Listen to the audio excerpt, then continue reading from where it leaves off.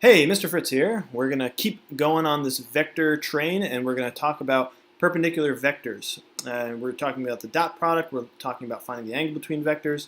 We've got a couple formulas that are new to us. And let's look at this example where we want to find all forms of vectors that are perpendicular to this vector right here. Let's just visualize this for a second. If I have the vector, let me draw a little bit of a coordinate plane here or an origin. If I have the vector 3, 4, this vector looks something like this. I'm over 3, 1, 2, 3, and up 1, 2, 3, 4. It looks something like this. Now if I want to find a vector that's perpendicular to this, you've kind of done stuff like this before. And I think you could visualize that this vector that I'm looking for looks something like this, give or take. You know, that's kind of looking perpendicular. But how could we be sure? Well, this is a whole lot like when you were graphing lines, linear equations, and you were finding perpendicular slopes. A perpendicular slope is the opposite reciprocal of another. To review, if I had an equation y equals 1/2 x, that would be perpendicular to, let me do this, y equals 1/2 x is perpendicular to the equation y equals negative 2x. And basically what I'm doing is I'm doing the opposite motion in the opposite direction. That's what makes these things perpendicular. So quite simply, if I wanted to find a perpendicular vector to this, rather than going to the right 3 and up 4, I can go to the left 3 and up 4. Or I'm sorry, I could go to the left 4 or up 3. What you're thinking of is almost like opposite reciprocal.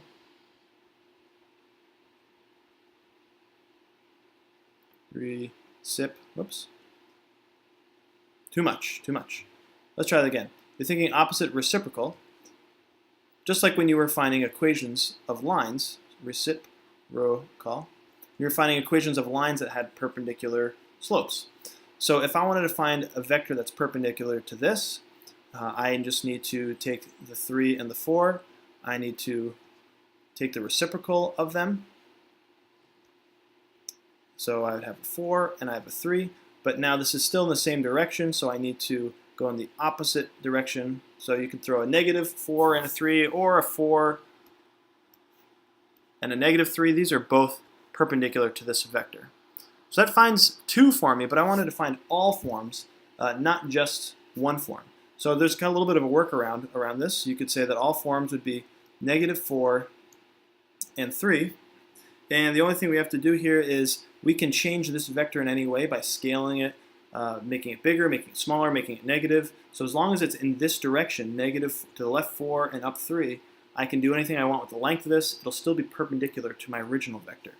So what that means is all I have to do is slap a k in front of this, some scalar k, and I just have to say where k does not equal 0. So I can make k 0.5, I can make it 300, I can make it negative 20. It's still going to be in this direction, which is going to be perpendicular to this vector.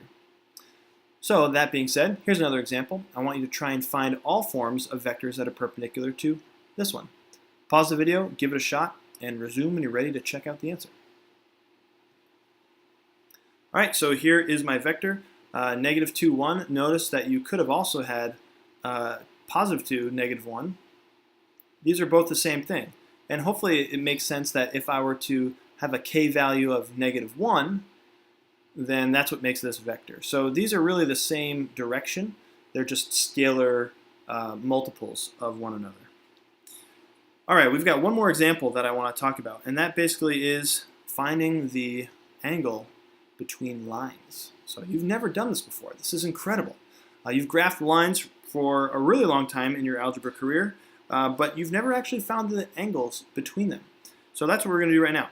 Let's take a look at these two lines. And if we are thinking about slopes again, that kind of helps us visualize what the angle is of a line. I can find the angle of a line from the origin or angle of a line from an axis pretty easily, but I want to find the angle between these two lines. So in order to do that, let's get these things into slope-intercept form. So I'm going to subtract a 2x from both sides here to get y equals negative 2x plus 5. And I'm done with that. I have an idea about the slope of this graph. And really, I would like to write a directional vector.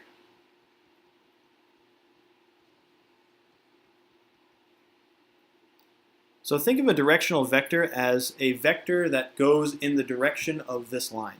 And that's simply what it is.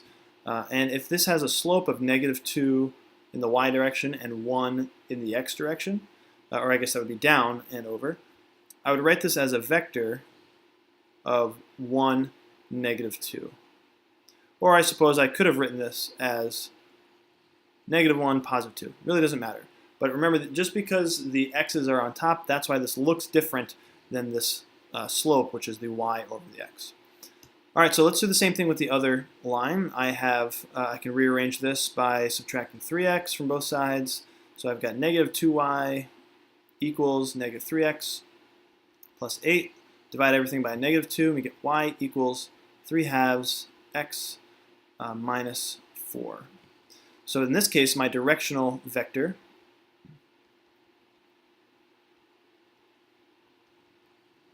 is going to be my x over y, and this is going to be a 2 for the x step and a 3 for the y step. So again, anything that is a scalar multiple of this is going in the same direction as this line. A little confusing and a little annoying that the slopes are the opposite, or rather kind of like the flip of my vectors, but hey, you know what? That's the way it is. So if I want to find the angle between them, really what I'm asking is I'm trying to find the angle between these two vectors. And we know how to do that. If I want to find the angle between those two vectors, I need to go to my cosine equation. And let me just pull it up here. The cosine of theta, the angle between the two of them, is going to be given as vector A dot vector B divided by the magnitude of A times the magnitude of B. All right, so we have a little bit more work to do. These vectors are my directional vectors, and if I want to find that angle, I'm going to have to find the dot product of A dot B. Let's just call this one A, and let's call this one B. I guess it doesn't matter.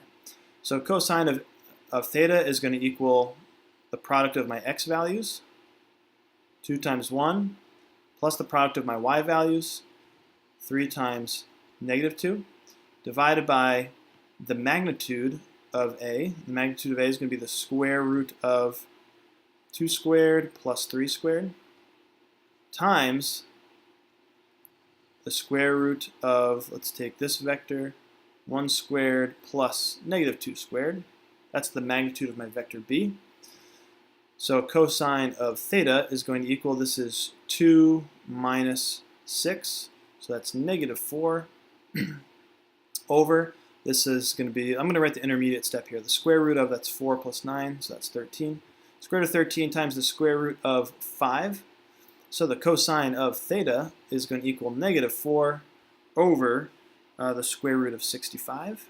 And if you type that in your calculator, take the arc cosine or the inverse cosine of -4 over square root of 65, and theta is equal to approximately 119.7 degrees. 119.7 degrees. So this is the angle between the two vectors. But really, if you think about it, like I have two things going on here. One of these is 119.7, and the other angle is going to be whatever the supplementary angle is. So it would also take the supplementary angle to this one, which is 60.3 degrees. So we did quite a bit of work there. Let's just recap this real quick. What I did is I found the directional vector of both of my equations by looking at their slopes.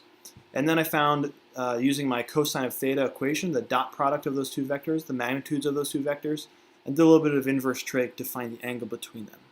So in that next example I have for you, guess what? It's just like what we did. So give this problem a shot and resume when you are ready to see how well you did. All right, and here is my working out for this problem. Hopefully you got the same answer or something similar to it.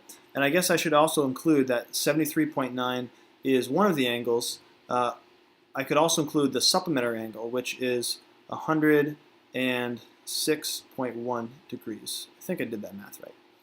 So I would take both of these answers as the angle that is between these two lines. So hopefully this made some sense, and I'll see you in class.